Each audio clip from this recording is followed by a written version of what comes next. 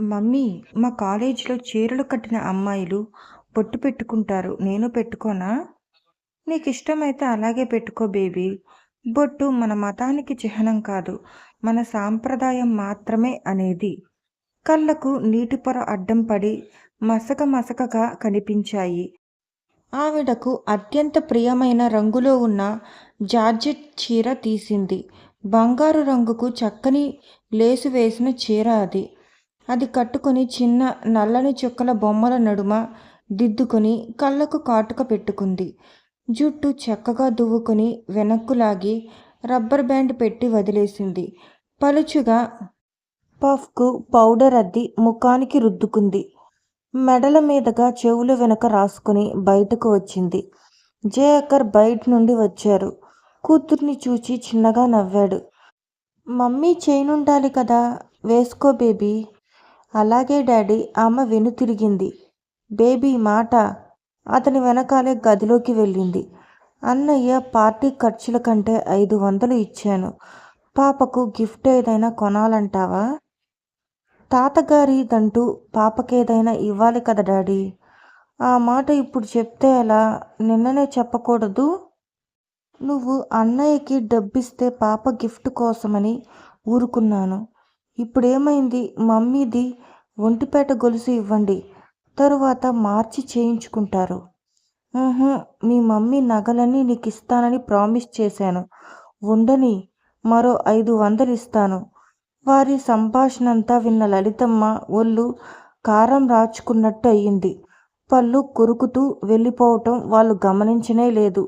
రజనీ, ఓ రజనీ, నా ఫ్రెండ్స్ వచ్చారు, పరిచయం చేయాలి, త్వరగా రా, జాన్ పిలిచాడు. జానీ, లలితమ్మ కేక వేసింది బయట నుండి. రజనీ ముఖం వివరణమైంది. త్వరగా జయాకర్ ఉన్న చోటకి వచ్చింది. డాడీ, మనకు మేనరికం చేయాలని నియమం ఉందా?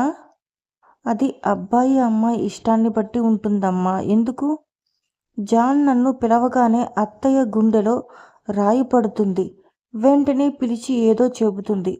అతనికి నాపై ఎలాంటి భావం ఉందో గాని నాకు అతను ప్రేమన్నయ్యలాగే కనిపిస్తాడు.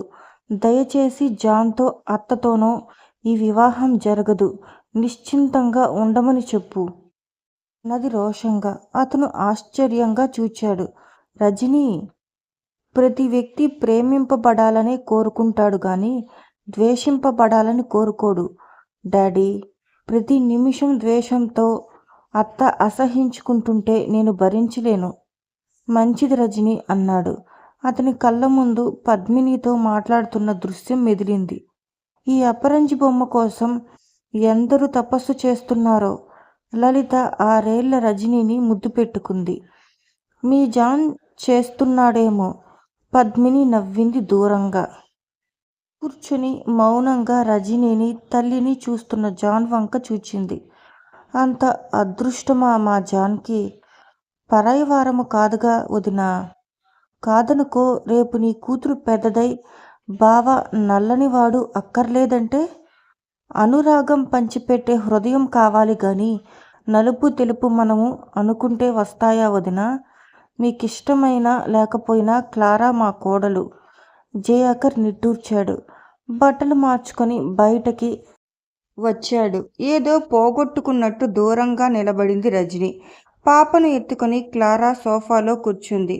ప్రేమ్ అతిథులకు స్వాగతం చెబుతున్నాడు. అతను వెళ్ళి కోడలు పక్కన కుర్చీలో కూర్చున్నాడు. ఇదండి స్టోరీ. మీకు కనుక నా వీడియో నచ్చినట్టయితే please like, share, comment and subscribe my channel.